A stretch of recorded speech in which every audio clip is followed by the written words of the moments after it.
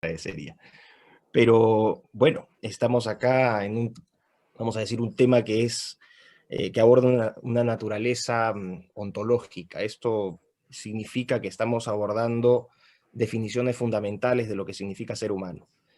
Y creo que frente a todos los problemas políticos y económicos que se están presentando, el actual caso de Colombia, por ejemplo, ¿no? Con estas protestas, la desestabilización política, lo que ocurre en Chile, lo que está ocurriendo en los Estados Unidos, en mi país, en Perú, en realidad en todo el hemisferio occidental, uno dice o uno tiende a pensar, la intuición es que esto no puede ser espontáneo, que en todos los países se aplica exactamente la misma plantilla. Y más allá de esas consideraciones que mis otros compañeros han abordado, yo lo que trato de alertar es que todos estos cambios, si bien son importantes y afectan directamente la calidad de vida de las personas, obvian un aspecto que es más fundamental, que es toda esta orientación de toda esta agenda progresista hacia lo que es la redefinición y reconfiguración del ser humano. Y para presentar el caso lo voy a hacer a través de este PowerPoint. Em, Vamos a ver, déjenme, voy a subirlo de inmediato. A ver.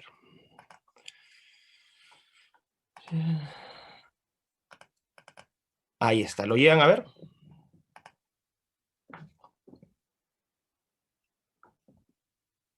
Se llega a ver?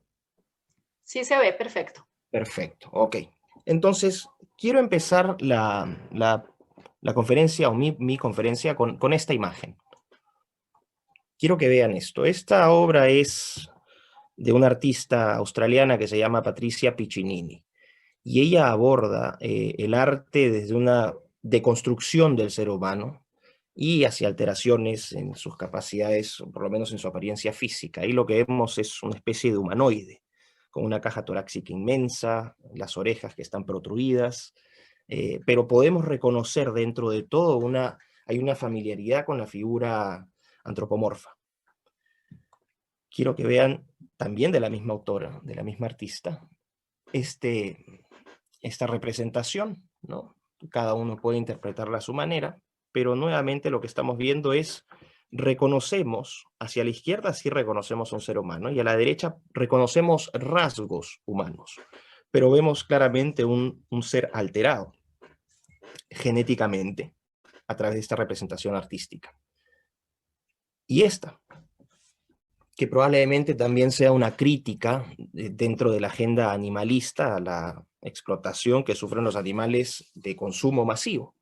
En este caso, la artista invierte el papel y pone a esta quimera, que es esta fusión entre un humano y lo que parece ser un cerdo, un bovino, ¿no? Con estas crías, y bueno, lo que está haciendo representar ahí son representaciones que nos acercan a lo humano, pero que no llegan a ser humanas. Podemos reconocer, hay algo familiar en esas representaciones, pero no llegan a ser humanos. Lo que vemos aquí es la desnaturalización de la condición humana, es decir, a través del arte vemos estas representaciones, pero podemos entender también que a través del desarrollo tecnológico alcanzado hasta el momento, con la existencia de ciertas tecnologías, técnicamente estos seres son técnicamente posibles de hacer. No se ha experimentado todavía en mamíferos, grandes por lo menos, pero ya existen técnicas de modificación genética que técnicamente podrían llevarnos a esto. Ahora, partimos de la idea del progreso, ¿no? Si estas representaciones o estas expresiones artísticas son un ideal de progreso. Y partimos de la idea del progresismo. ¿Qué es el progresismo? El progresismo es un movimiento cuyo origen filosófico e ideológico está en los Estados Unidos del fines del siglo XIX. Y era un movimiento que nace como respuesta al poder de los grandes millonarios de la época, ¿no? Los famosos robber barons o los varones ladrones.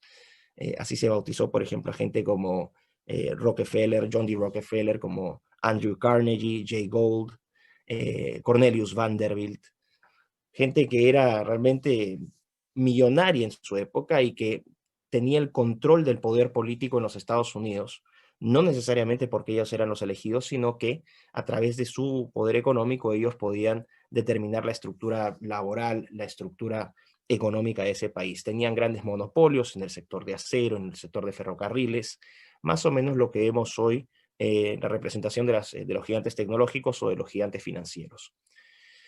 Y este movimiento progresista lo que abogaba era una profunda reforma, sobre todo sociocultural, para reducir las brechas económicas a través del uso de la ciencia y la tecnología.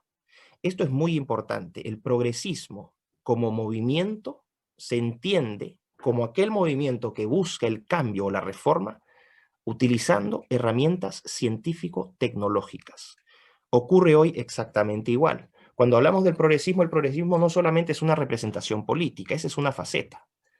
Cuando los progresistas decimos que están imponiendo sus agendas múltiples, ¿no? Las agendas del medio ambiente, del aborto, del género, el feminismo, la agenda gay, el racismo, el multiculturalismo, todos estos ismos, el animalismo, lo que hay detrás es un intento por emanciparnos de nuestras limitaciones físicas, de nuestras limitaciones intelectuales, e incluso lo que ellos califican limitaciones espirituales, al estar creyendo en angelitos y dioses, que según estas personas son una muestra de retraso, ¿no? De anclaje al pasado. Lo que ellos están diciendo es tenemos que producir cambios, pero los vamos a producir utilizando la ciencia y la tecnología como elementos indispensables. Y hay toda una narrativa de progreso detrás. ¿Cuál es la narrativa de progreso progresista? La narrativa es, tenemos en estos momentos una cantidad de problemas, sobre todo el tema paraguas que viene a ser el medio ambiente, y este medio ambiente está colapsando. Y por lo tanto, lo que tenemos que hacer es cuidar a la madre tierra. Noten que hay un cambio en la representación, se reemplaza a Dios para venerar a la tierra como la madre, y tenemos que impedir que los humanos que se han reproducido en grandes cantidades a través del capitalismo, que es la herramienta que prolleva a esta destrucción, porque la lógica capitalista es de acumulación y reinversión de los excedentes para generar mayor crecimiento. Entonces tenemos que parar esta situación y lo que tenemos que aspirar es a un progreso. ¿Cuál es ese progreso? Un planeta limpio, un planeta en el cual los seres humanos no tengan una preponderancia, un predominio sobre las otras especies. Por eso es que van a notar que, sobre todo en las agendas animalistas, se busca rebajar la categoría del ser humano y ponerlo como un elemento más de la naturaleza. Y tenemos que realizar estos controles porque si no el planeta va a explotar. Aquí entran, por ejemplo, a tallar las narrativas de gran reseteo, que no es otra cosa que llevarnos a un periodo postcapitalista, mediado por tecnología, y que lleve a esa redefinición y reconfiguración del ser humano. Ahora voy a explicar también las razones. Entonces, ¿cómo se lleva a cabo adelante toda esta agenda? Hay que secuestrar conceptos que le den una legitimidad y que apelen a la hipersensibilización de las personas que son objeto de ese cambio. Entonces, es más fácil controlar a las poblaciones cuando la narrativa conlleva una carga de virtud, una carga moral. Este progreso, que es un progreso tecnológico, también tiene que ir acompañado de un progreso moral. Entonces vamos a hablar de conceptos como inclusión, tolerancia, justicia social, etcétera. Los típicos, vamos a decir, las típicas etiquetas que usan los progres en todas partes, es exactamente lo mismo, son tallados por modelo. Y esta idea que este progreso tecnológico no puede tener éxito si es que no va acompañado de un progreso moral. Hay un gran problema con el concepto de progreso moral. Hay un autor que yo recomiendo que ustedes lean, es un filósofo británico que se llama John Gray. Él ha trabajado mucho esta idea del progreso. Perros de paja es uno de los libros que yo les recomendaría que lean. También tiene otro libro que se llama 7 tipos de ateísmo, donde él explica por qué esta idea de progreso moral es una utopía. Él señala correctamente desde mi perspectiva que el hombre ha progresado tecnológicamente, y esto es palpable, que ese progreso tecnológico ha traído mejoras en la calidad de vida de las personas. Nuestra esperanza de vida, por ejemplo, hace 100 años era menos incluso de la mitad de lo que es hoy. Entonces sí hay medidores o indicadores cuantitativos objetivos que pueden medir ese progreso en términos de mejoras de calidad de vida, esperanza de vida, en ingreso, en la comodidad que tenemos para transportarnos, para viajar, etcétera. Pero John Gray dice, no se engañen porque ese progreso tecnológico no va acompañado del progreso moral. Y él da un ejemplo que para mí es muy claro. Él dice, nosotros no somos muy diferentes de lo que eran nuestros antepasados en Roma, en Grecia, incluso los primeros Homo sapiens.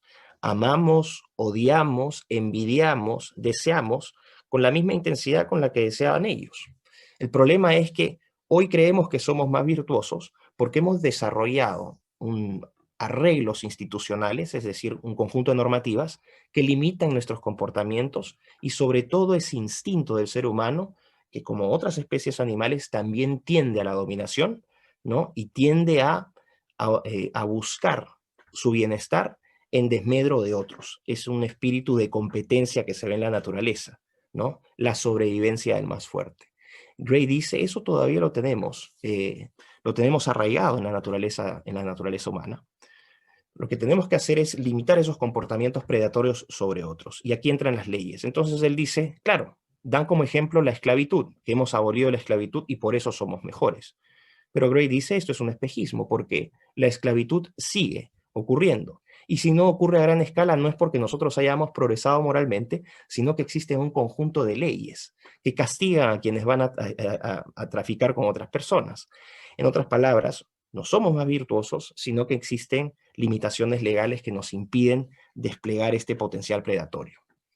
Entonces, aquí entramos con el primer gran conflicto del ideal progresista de progreso, que este progreso moral en realidad es una aspiración, es una utopía, y que eso no se refleja tampoco en los periodos históricos de la humanidad. Pero en este periodo, a diferencia de de los otros momentos de eh, la historia tiende a ser arbitraria y nos señale una serie de revoluciones. Entonces nos habla de la primera revolución industrial en el Reino Unido, ¿no? Entre 1760 y 1840, donde se producen las máquinas de vapor, se mecaniza la producción, surgen las industrias textiles, las migraciones del campo a la ciudad. El primer gran crítico económico de la historia, que no fue Marx, sino que fue Charles Dickens, ¿no? David Copperfield y todas sus obras ambientadas en esa Inglaterra victoriana, donde los niños, por ejemplo, vivían en condiciones infrahumanas y eran sometidos a jornadas laborales muy fuertes. Bueno, a partir de estos cambios que llegan a la mecanización de la producción, se producen, vamos a decir, dos clases grandes o visibles, que son los capitalistas, la gente que tenía el capital, la gente que concentraba la riqueza, y los proletarios. Vean cómo, y esto es otro punto importante, perdón, este es otro punto importante, que es el cambio tecnológico, es a partir de este cambio tecnológico que da origen a dos modelos. El primero, el modelo capitalista de producción económica, y el segundo, que es el comunismo como ideología política, que nace como respuesta a estas desigualdades que había generado el capitalismo. Entonces, podemos decir con mucha propiedad que el capitalismo y el comunismo son consecuencia del cambio tecnológico. Primer punto. Y aquí, ¿cuál es la lección a rescatar? Que no se puede entender ningún proceso político y económico en el siglo XXI, ningún proceso cultural y social, si es que no se incorpora la variable tecnológica dentro de ese análisis. Hoy entramos a un periodo, después de la segunda revolución industrial de fines del siglo XIX, la tercera revolución industrial, que es la revolución digital, de las tecnologías de información y comunicación en los 70, las computadoras, el surgimiento del Internet, que hasta ahora la seguimos viviendo, que aparece este concepto de cuarta revolución industrial. Y este concepto de cuarta revolución industrial no es un concepto neutro, y en su definición se separa de las otras revoluciones al hacer hincapié en que no solamente vamos a cambiar el entorno del ser humano, que era lo que habían hecho o lo que habían logrado las otras tres revoluciones, sino que vamos a cambiarnos a nosotros mismos. Este punto es fundamental. ¿Y cómo lo vamos a hacer? Porque primera vez en la historia, según sus proponentes, ya contamos con tecnologías lo suficientemente poderosas para librarnos de cualquier atadura espiritual, ¿no? Ellos consiguen a la religión como una especie de refugio frente a lo desconocido, consideran que la religión es una expresión de conformismo y de temor, de aversión al riesgo. Entonces dicen, vamos a dejar de lado esas cadenas religiosas y vamos a ser dueños de nuestro propio destino. Incluso ellos critican la evolución darwiniana, es decir, no se salva a nadie. Para los proponentes de este ideal de progreso, la evolución darwiniana es una evolución lenta, es una evolución cruel, ¿no? El fuerte imponiéndose sobre el débil, y es una evolución o un proceso que no tiene un propósito definido, simplemente se evoluciona. Y estos proponentes de progreso en el siglo XXI, los progresistas, nos dicen, estas ideas son absurdas, nosotros con estas herramientas vamos a tomar control de nuestro futuro, nosotros vamos a evolucionar hacia un objetivo que nosotros podamos determinar y lo vamos a hacer rápidamente, con una eficiencia, y que vamos a lograr niveles de vida nunca antes vistos. Aquí surge esta idea del transhumanismo, que es algo que yo he conversado y he tratado con mucha extensión. Esta ideología que no es nada nueva, porque la aspiración del hombre para superar sus limitaciones cognitivas, físicas, intelectuales e incluso morales es de larga data. Podemos irnos a Gilgamesh, a la épica de Gilgamesh, ¿no? Estamos hablando hace 4000 años. El mito de Ícaro, las alas de Ícaro, que quería desafiar lo que había dicho su padre y vuela cerca del sol, se derriten las alas porque estaban unidas con cera, y finalmente Ícaro muere ahogado. Prometeo, Frankenstein, Fausto. Hay una serie de ejemplos que siempre indican esta necesidad que ha tenido el hombre de superar sus limitaciones físicas, ¿no? Superar estas limitaciones que le impone la naturaleza. Entonces lo que hacemos aquí es que el transhumanismo lo que hace es, con este desarrollo tecnológico, dice, por primera vez, ahora sí, vamos a ser completamente libres. Y lo que vamos a hacer es mejorar, y lo pongo entre comillas porque aquí les voy a dar una observación, vamos a mejorar usando estas tecnologías convergentes, la inteligencia artificial, la biotecnología, la nanotecnología, la impresión en 3D, la computación cuántica, la ciencia de materiales, ¿no? La robótica. Vamos a utilizar todas estas tecnologías que se les dice convergentes porque originalmente no estaban diseñadas para, o sea, estaban diseñadas con aplicaciones que probablemente no se relacionaban, pero a medida que el tiempo va avanzando y estas tecnologías van madurando, van encontrando puntos de convergencia y aplicaciones comunes. Por eso es que se les dice tecnologías convergentes. Entonces, vamos a utilizar estas tecnologías para mejorar, entre comillas, a nuestra especie, y la vamos a mejorar en todos los planos. ¿Por qué? Porque el Homo sapiens, según los transhumanistas, que son una expresión más extrema dentro del espectro progresista, dicen que eh, somos una especie totalmente subdesarrollada, poco menos somos amebas en el proceso evolutivo. No lo plantean en esos términos, pero hay un sentimiento profundamente antihumanista en el transhumano, ¿no? Dice, esta especie es inferior, vamos a empoderarnos con la tecnología. Ahora, una cosa es, y esto es muy curioso, los transhumanistas hablan de mejorar, pero una cosa es mejorar y otra cosa es modificar. Cuando ellos utilizan el concepto de mejora, ellos están expresando un acto de fe. Así como ellos critican con dureza a la religión, a la gente que abraza una religión, el transhumanista cae en un acto de fe completo. Porque una cosa es mejorar y otra cosa es modificar. ¿Y qué es lo que están diciendo? Ellos dicen, esta ciencia, esta tecnología nos va a hacer libres. Pero el problema es el siguiente. Una cosa es una cosa son los hechos científicos y las capacidades tecnológicas actuales, y otra cosa distinta son las posibilidades que abre la ciencia y la tecnología al futuro.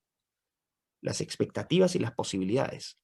Cuando uno sueña con una determinada tecnología y que esa tecnología pueda hacer algo, pero aún no se consigue, lo que uno está haciendo es caer en el terreno de la ciencia ficción, no de la ciencia, no de los hechos científicos. Y aquí está el gran peligro que plantea el transhumanismo, que en realidad es un movimiento, una ideología que está siendo implementada activamente a través de la cuarta revolución industrial, ¿no?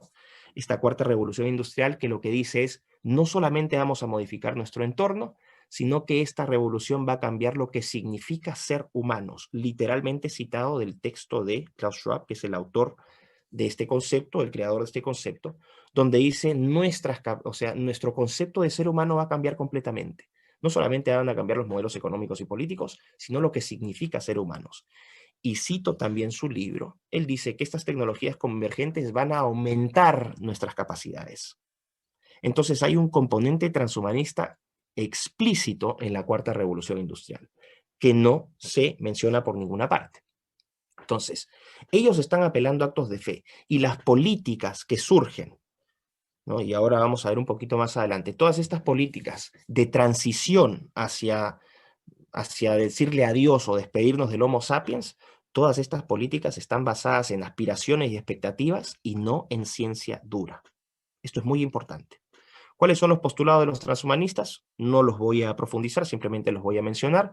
Ellos dicen que la muerte es una enfermedad, entonces vamos a apelar a la inmortalidad. Ya se está trabajando en eso para ver cómo se revierten los procesos de mortalidad. Entonces, imagínense una, una vida, una experiencia de ser humano sin la muerte. No se puede concebir, porque la muerte es un concepto y es un evento que es inherente a la experiencia del ser humano. Hay otro postulado que es la superinteligencia, donde nos dicen vamos a fusionarnos con la tecnología, con la inteligencia artificial, con el hardware que se está produciendo, las computadoras, los discos duros, y nos vamos a volver seres increíblemente inteligentes, más incluso que ordenadores, ¿no? Y el tercer punto es el superbienestar. De nada sirve ser superinteligente y superlongevo si tu calidad de vida es muy mala. Entonces ellos apelan a este concepto. Ojo, David Pearce es el proponente de esta idea. Él habla del utilitarismo hedonista. Del utilitarismo hedonista. Vamos a apelar a un futuro donde los conceptos de dignidad, valor, ¿no? Valor inherente de la vida, esos conceptos son irrelevantes. Lo que importa es si algo es útil o no. ¿Y en qué términos va a ser útil? En los términos en que me dé o no placer. Es una vida orientada al placer, a la autosatisfacción constante. Van viendo cómo se va disolviendo entonces, ya desde la ideología, el concepto de ser humano. La van disolviendo desde una narrativa y desde la acción política, con todas las medidas, las instituciones, las políticas de género, las hormonizaciones, el aborto, etcétera, la eutanasia. Ya vamos a ir viendo cómo confluye todo esto. Entonces, este es un punto muy crítico, porque ya no estamos hablando de una ideología marginal, ¿no? Que solamente era tomada en cuenta por entusiastas, sino que ahora es una política pública global. Quiero que vean esto, porque el público objetivo no somos nosotros, los mayores de 35, los mayores de 30 años. No, el público objetivo son los niños, los adolescentes y los jóvenes. Y ustedes van a ver que el adoctrinamiento para cambiar nuestra mentalidad, bueno, no la nuestra, sino la de las generaciones que vienen, parte desde, entre comillas, el entretenimiento. La industria del entretenimiento no es industria del entretenimiento, es un brazo operativo de adoctrinamiento, calculado a la perfección para transformar la mentalidad de los niños y trastocar el sistema de valores que es el pre-transhumanista, ¿no? Con el cual hemos vivido. Entonces vean estas películas. Transcendence, Inteligencia Artificial, The Shape of Water, La Forma del Agua, donde esta mujer muda se enamora de un hombre pez y todo el mundo anda feliz y dice, qué maravilla. Desconocen que técnicamente la tecnología, la biotecnología, la técnica de edición CRISPR y otras tecnologías paralelas podrían llevarnos a futuros como este. Splice, Lucy, etc. Pero no solamente se reduce al campo del entretenimiento, en las películas, en Netflix. Fíjense en esto, videojuegos. Los videojuegos también, que son un enorme negocio, donde se ataca directamente la mentalidad de los más vulnerables, de los niños, de los adolescentes, con juegos que aparentemente son inofensivos, que presentan escenarios de ciencia ficción, pero que en realidad hacia eso se está orientando, hacia a la disolución del concepto humano. Entonces tienen Metal Gear Rising, Soma, tienen por ejemplo Cyberpunk 2077, que es un juego de video que acaba de ser estrenado hace poco, donde todos sus personajes son abiertamente transhumanistas. Sumen a eso, por ejemplo, películas como los Avengers, los superhéroes. En nuestras épocas, por ejemplo, veíamos a Thor, a Hulk, y jamás nos imaginábamos que eso podría llevarse que eso motivaría a gobiernos, a organismos supranacionales a impulsar políticas que nos llevaran a eso, porque en ese tiempo no existía la tecnología. No la sentíamos una amenaza porque no era algo que técnicamente fuese posible. Hoy sí hay que tomarlo en serio porque técnicamente es posible y porque deliberadamente se está trabajando en diferentes laboratorios del mundo, en diferentes universidades y centros de investigación, tanto públicos como privados, para lograr cambios en este sentido. Si no me creen, estamos hablando, por ejemplo, de experimentación con células madre, ya les paso el dato de que, por ejemplo, con células madre ya se puede generar en laboratorio espermatozoides a partir de células madre. Quiero que piensen en las implicaciones de esto. Que se puedan fabricar espermatozoides a partir de células madre. Significa que el sexo masculino se vuelve completamente irrelevante. Y eso lo pueden ya atar a la agenda de homosexualización, la agenda LGBT, los trans, esta idea de asexualizar al ser humano. ¿Ok? Tienen otros experimentos que están buscando extender la vida de los seres vivos, ¿no? Por ejemplo, en el caso de los ratones, se ha trabajado con técnica CRISPR y con otras técnicas paralelas, y se ha logrado triplicar la esperanza de vida de ratones en laboratorio, cuadruplicarla en algunos casos. Significa que, técnicamente, sería posible aplicar estas técnicas en seres humanos y podríamos, de acá a un par de generaciones, aspirar a esperanzas de vida de 250, 300 años. Entonces piensen en eso. Piensen también en la ectogénesis, esta técnica que permite hace un mes o mes y medio en el Instituto Weizmann en Israel, científicos israelíes lograron gestar durante 11 y 12 semanas, hasta 11 y 12 semanas, ¿no? Primero implantaron cigotos de ratón y los llevaron a término hasta las 11 y 12 semanas. No lograron sobrevivir toda la gestación, pero sí llegaron a la mitad. ¿Y cómo lo hicieron? Fuera del útero materno. Lo hicieron en receptáculos, en aparatos que se llaman biobolsas. Ese mismo experimento en 2017 se llevó a cabo en el instituto, en un hospital en Filadelfia, en los Estados Unidos, con 8 corderos. El caso aquí fue que los corderos primero se gestaron en el útero materno y después fueron extraídos y puestos en estas ectobolsas y fueron llevados a término. Se desarrollaron completamente. Piensen qué implicaciones tienen los úteros artificiales o la gestión fuera de la madre.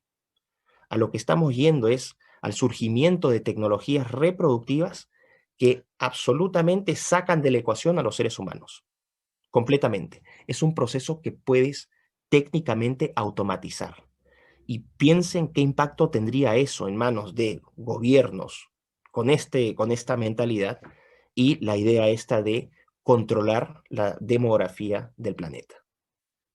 ¿Bajo qué criterios también? ¿Qué tipo de genes o qué tipo de especímenes van a ser valiosos y cuáles no? Entonces, van a ser valiosos aquellos especímenes con códigos genéticos que tengan, por ejemplo, piel blanca, ojos azules, y que tengan, vamos a decir, a través de su entorno, ¿no? Si pueden crecer en un entorno que tengan un componente genético que sea afín, por ejemplo, para para tener creencias religiosas. Esos genes o esos prospectos de seres vivos van a ser eliminados. Entramos a un campo de la eugenesia. Y no quiero entrar a profundidad con esto porque puedo desarrollar con mayor profundidad estos campos, simplemente estoy trazando líneas en el corto tiempo que tengo para que ustedes reflexionen. Vamos aquí al caso de los transgéneros, ¿no? Los dos aquí, el primero a la izquierda es un hombre castrado, hay que decirle mujer, Jessica Yanoff, ¿no? Que demandó a estos lugares donde van las mujeres para hacerse a veces sus depilados y sus cosas. Bueno, le pidió un depilado brasilero a una chica, ¿no? Y la chica se negó a hacérselo.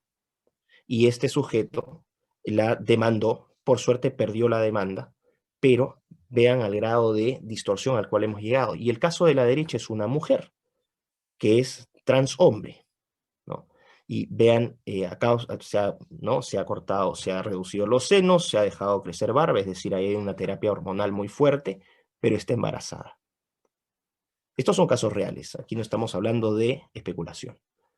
O podemos hablar del concepto de transedad, ¿no? Este caso de un canadiense que en la época en que deja a sus hijos tenía 48 años, casado con 3 hijos, se considera una niña ahora de 6 años y vive con sus padres adoptivos en la casa de estos sujetos igualmente dementes que este sujeto.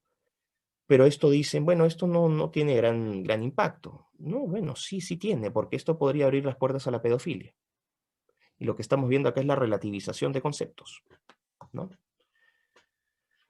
Esta es Martina Beck a la izquierda, Malaika Kubwa a la derecha, la misma mujer, una actriz alemana que se puso implantes de 6 kilos de siliconas en cada seno, pasó su cuarto de hora, no fue llamada más, no tuvo éxito, y cómo decidió llamar la atención, haciéndose un tratamiento completo de pigmentación. Ahora es una mujer afro-europea, y se fue a bautizar con una tribu en Kenia, y le pusieron este nombre de Malaika Kubwa. Bueno, vean estos casos, transespecie. El de la izquierda es el caso de un hombre de Texas, en los Estados Unidos, que decidió ser transgénero primero, se volvió mujer. Como no llamaba demasiado la atención, porque creo que en todos estos casos hay una desesperación, una obsesión por llamar la atención, decidió volverse lagarto. Entonces ahora es el trans lagarto. Y vean estos implantes de titanio, se cortó la nariz, se partió la lengua en dos, y tienen ese espécimen ahí, un transespecie. El loro al medio y el hombre leopardo, que también acá hace unos años murió. En los transcapaces, porque no solamente hay transgénero, transraza, transespecie, sino también hay transcapaces. Gente que nació completamente normal, con todas sus cualidades físicas, ¿no? Sus condiciones físicas intactas, pero que deciden autolesionarse para experimentar el mundo desde la perspectiva de los lisiados. Son gente en las cuales caló profundamente este sentido de victimización. Por eso es que se exacerba tanto la victimización, ¿no? La victimización lo que hace es genera individuos débiles, individuos que no son capaces de responder, individuos que constantemente van a estar buscando aceptación y compasión de terceros. La mujer que está a la izquierda no tiene ningún problema, ella se ha puesto esas prótesis, ¿no? No esas prótesis, sino esos aparatos de metal para fijárselos, ella puede caminar perfectamente, pero vive en esa silla de ruedas toda su vida, desde el momento que decidió hacerlo, por voluntad propia. Y la de la derecha es una mujer que se echó ácido a los ojos. Ella se autoencegueció porque quería experimentar el mundo desde la oscuridad. Y aquí entramos ya a casos directos de transhumanos, es decir, gente que ya se ha fusionado con la tecnología, porque eso es lo que es la definición de cuarta revolución industrial, que a la vez es una expresión de transhumanismo, que busca la fusión de los sistemas tecnológicos, biológicos y digitales. Esa es la definición de cuarta revolución industrial, y esta es la expresión gráfica de esa definición. El caso de la izquierda es un muchacho que se puso estos implantes, se los incrustó incluso dentro del hueso craneal. ¿Y cuál es el objetivo? Que cuando pase alguien por detrás, él pueda percibir si hay movimiento detrás de su espalda. Debe ser un muchacho con tremenda inseguridad o con una fobia a la soledad o ¿no? a la oscuridad, que no puede tolerar que alguien pase por detrás. Entonces se instaló ese aparato. Neil Harbison, el que está al medio, es un español que tiene un problema, que solamente no llega a ver colores. Entonces se instala este aparato que también se implanta en la base del cráneo, y este sensor que lo que hace es detecta colores, y esos colores se transforman en sonidos. En el caso de la derecha, un muchacho londinense que tuvo un accidente en tren, perdió el brazo, perdió la pierna, y se mandó a hacer estas extensiones, estas prótesis, que le permiten cargar su celular, le permiten abrir la puerta sin llave, etcétera, etcétera. Noten aquí lo siguiente. En los casos de la izquierda, en el caso de la izquierda, vamos a decir, es un caso voluntario de autolesionarse. En el caso del medio y sobre todo en la derecha, se apela, y esta es la trampa, se apela a condiciones médicas para infiltrar el transhumanismo, ¿no? Se apela a aplicaciones terapéuticas para después, vamos a decir, redirigirlas también a aplicaciones que no necesariamente sean terapéuticas, es decir, con un fin de cura de alguna enfermedad, algún problema, sino que ya podrán ser utilizados con fines estéticos o con fines que el usuario considere correctos o valiosos desde su perspectiva de vida. Esto es lo que se enseña, por ejemplo, en los colegios, que es una síntesis de todo lo que yo les he hablado. El unicornio del género. Esto se enseña en los colegios en Canadá, en los Estados Unidos, en varios países de Europa, en algunos centros de educación, que ya no son centros de educación, sino de adoctrinamiento, en nuestro continente. Y fíjense en la imagen del unicornio. Esto no es, vamos a decir, una representación inocente de un unicornio. En primer lugar, no se representa una figura humana, se representa un unicornio, que es una criatura mitológica, no existe, se puede crear. En segundo lugar, fíjense en el órgano sexual, donde tendría que estar el órgano sexual, han puesto una molécula de ADN. ¿Qué quiere decir eso? Vamos a empezar a modificar genéticamente a las personas. Bien, vean el arco iris, tampoco es neutro. La bandera del arco iris no es la bandera LGBT, es la bandera del globalismo. Es la bandera del globalismo. Ustedes van a ir a cualquier país del mundo y siempre bajo la causa LGBT lo que van a encontrar es la bandera globalista. Es un proyecto hegemónico. Y miren las diferentes categorías. Hablan de identidad de género, de expresión, sexo asignado al nacer. O sea, el sexo no es autoevidente, sino que se asigna arbitrariamente cuando algún niño nace. Puede ser mujer, puede ser varón o puede ser otro. Atracción sexual múltiple, atracción romántica múltiple. La separación también tiene una implicancia. Antes se relacionaba, el aspecto afectivo se relacionaba con lo sexual, porque obviamente había un acto de amor y que tenía un fin de procreación, es decir, eran partes que estaban, ¿no? Estaban integradas, ahora las separan. Y esta es una expresión de utilitarismo, es decir, el sexo convertido, orientado hacia el utilitarismo hedonista.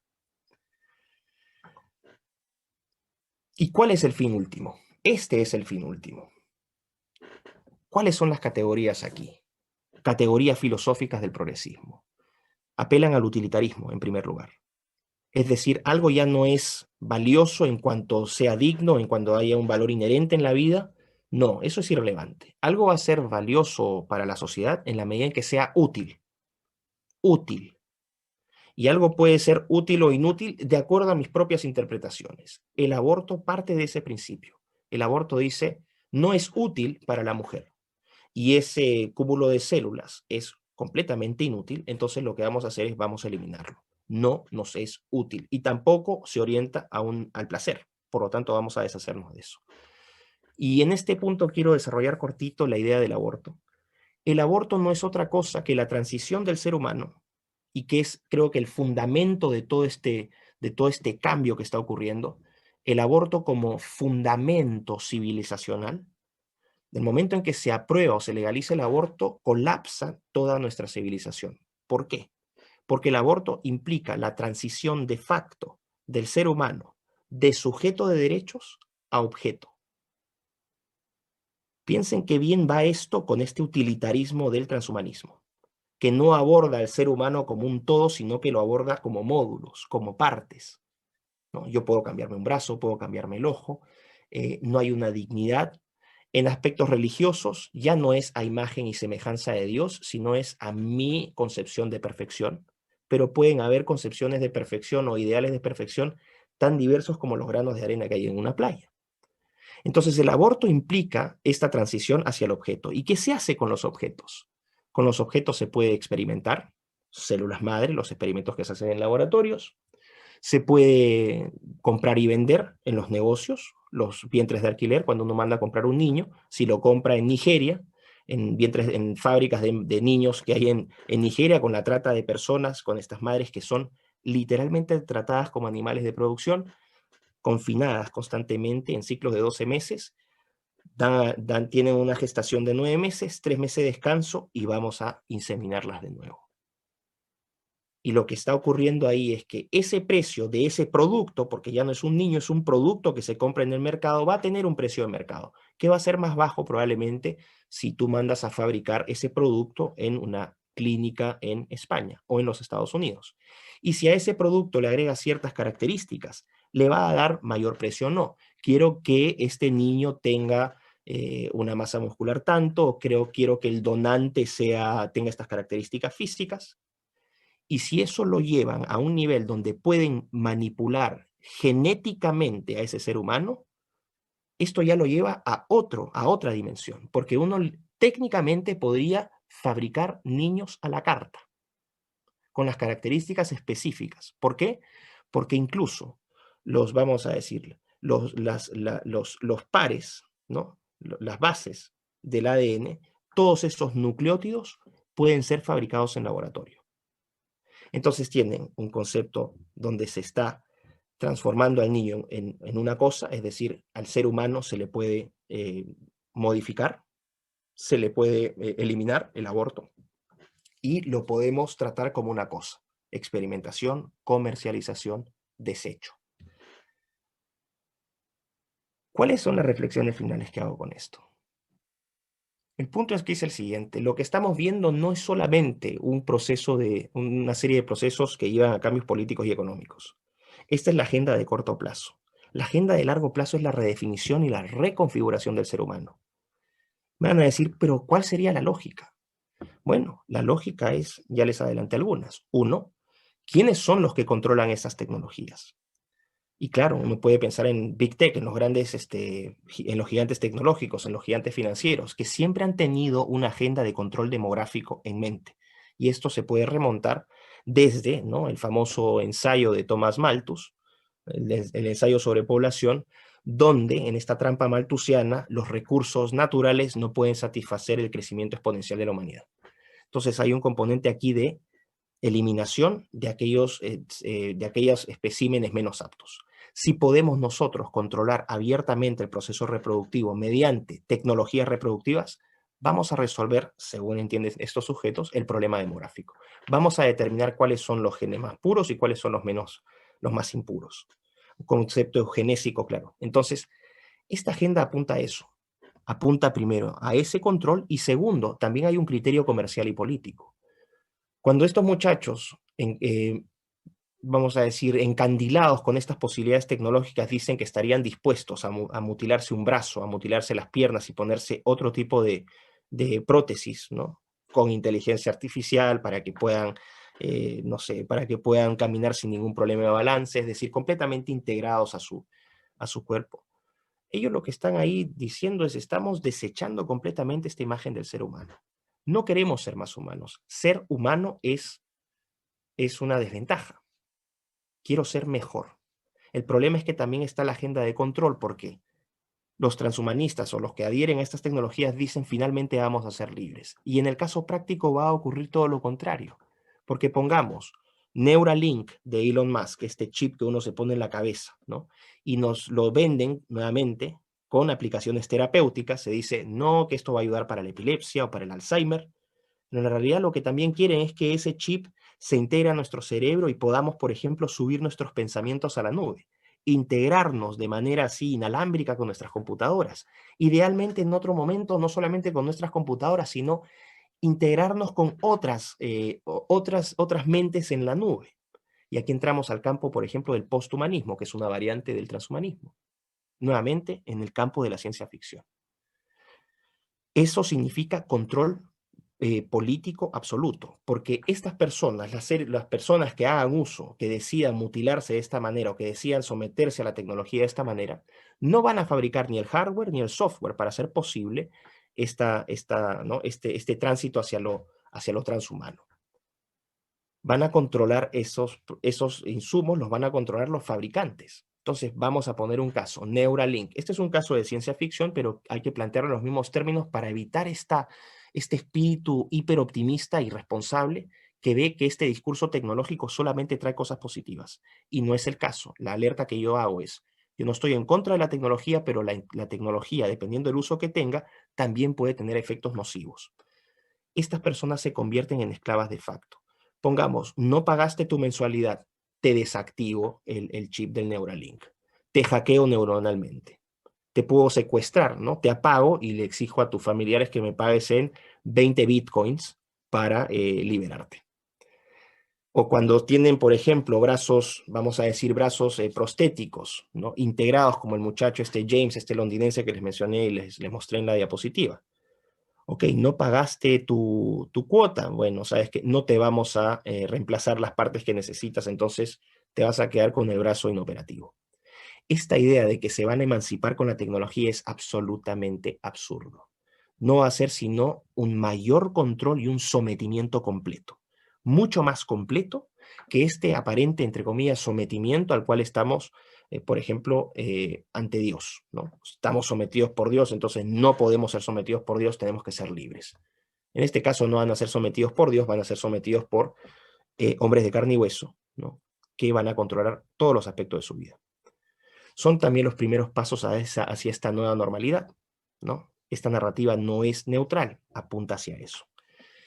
¿Y cuál es el conjunto final? Que el ideal progresista, el ideal de progreso, demanda la total deshumanización del ser humano en nombre de la humanidad. Es una contradicción absoluta. El ideal de progreso progresista exige ser menos humanos para alcanzar un mayor nivel de progreso. Y creo que obviamente eso es bastante peligroso. Así que lo voy a dejar aquí, voy a dejar el espacio abierto para preguntas. Y gracias por su atención.